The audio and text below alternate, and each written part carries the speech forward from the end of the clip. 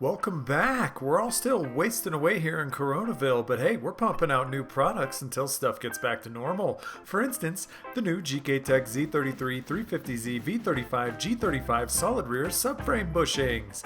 This is a doozy, so keep your pantyhose on. This is the box. Look at it go. And this is all the cool stuff you get inside, starting with the front bushings, as shown amazingly on the diagram in the top right. Moving right along to the rears. Look how beefy those are. These are the thin, large shims that will go on all four corners if need be. These are the thick, large shims that will go on the front only. These are the smaller, thick shims that go on the front only. And finally, the smaller, thin shims that go on the rear. But I'll go over all of those in more detail soon. Start by removing both wheels unless you want to make this a challenge. Then remove the lower coilover bolt. Then, doing the same on the other side, let the suspension fully droop on down. Now remove the left-hand rear caliper bolts and then hang the caliper properly on the chassis. Move on to the right side, remove those bolts and hang that bad boy up as well.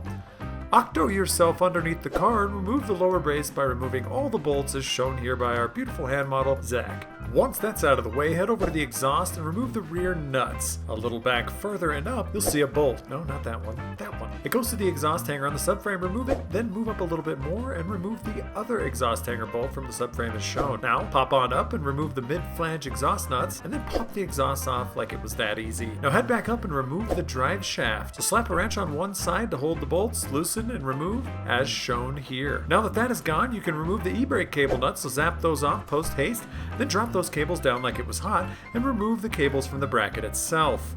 Now, gingerly remove the cables from the heat shield as shown here. Let them dangle and support the diff from below. Now, remove the two left-hand front subframe brace bolts, then move to the left-hand rear and remove the nut.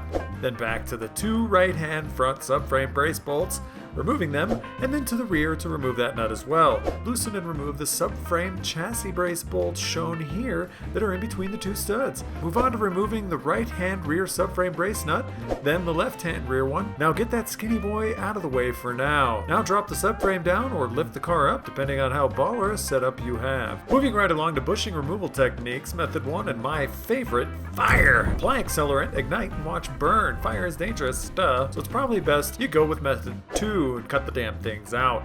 Same process as the S chassis ones, aka pain in the ass. Just get rid of the center bushing by either sawzalling it off, punching it out, and or drilling it out with a big ass hole saw. The choice is yours, young Padawan. Once the center section is free to meet its maker, grab the old hacksaw and cut it till it's weak, then bash the sucker out until the shell is gone forever. Get your sand and clean on to get it looking fresh, then press all four bushings into their appropriate places. Peep the start of the vid if you forgot what goes where. Anyway, once they're all nice and flush, pop the subframe back into the car, lift it up, and keep it supported. Here's where you got options, son. If you want 10 wholesome millimeters of subframe riser action, then put the thick small shim up front on the bottom and the two thin small spacers on the bottom and the rear. Say you don't want that in your life and you decide you want a bit less, say 5 millimeters. Pop the large thin shim up top in the front as well as in the rear. Put the thin small shims on the bottom in the front and rear, and abracadabra, your subframe has been risen 5 millimeters. Say you're now feeling a bit emo and you decide you don't want either of those and you need stock height. Pop the larger thick bushing up front, then stack the two large thin bushings at the top and the rear, and finish installing the subframe. Once it's bottomed out, slide that little skinny boy from earlier, the subframe brace, back over the top and install the right hand rear nut, then the two bolts in the middle, then the left hand nut. Now tighten the two outside nuts first, crisscross style.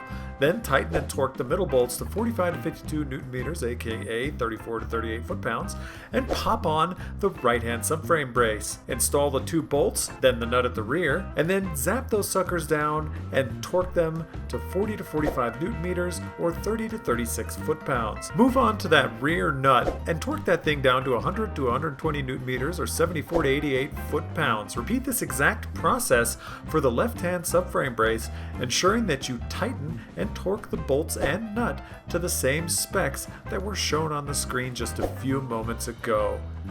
Now, head back to that skinny boy brace and tighten and torque the outside nuts down to 100 to 120 Newton meters, or 74 to 88 foot-pounds as well. Now put on your pants backwards like crisscross and crisscross pattern torque all the mounts again to the same torque specs shown on the screen. Whip the e-brake lines back up into their respective places, reconnect the ends to the bracket, and slide the cables on up, then throw those nuts back on, torquing them to the specs shown on the screen. Next, install the drive shaft bolts. Once all in, torque them down to these specs. Torque, rotate, torque, rotate. Go over them twice just to be sure. Get it? Got it? Good. Now unhang your right hand rear caliper, pop it on the rotor, thread in the bolts, then torque them to these specs right here. Rinse and repeat for the other side, hitting those same torque specs as well.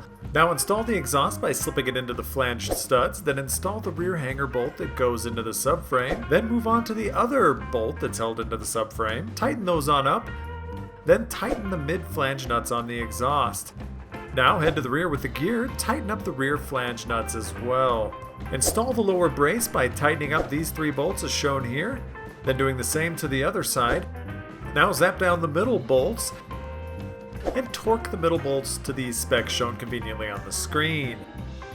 Now lift the suspension assembly up and install the lower coilover bolt and torque down to these settings. Do the exact same thing for the other side, again, not forgetting to get your torque on. Now toss your wheels back on, torque those suckers to spec, and that's it, you're done! Way to go, mate. This is John and I. We have YouTube channels. Please subscribe. If you can't install these, have a pro do it or reach out to us with any questions. This has been Officer Dan, Johnny Caps, and I can't wait to see him drive his new car, Zach, with another Gktech how-to. Peace.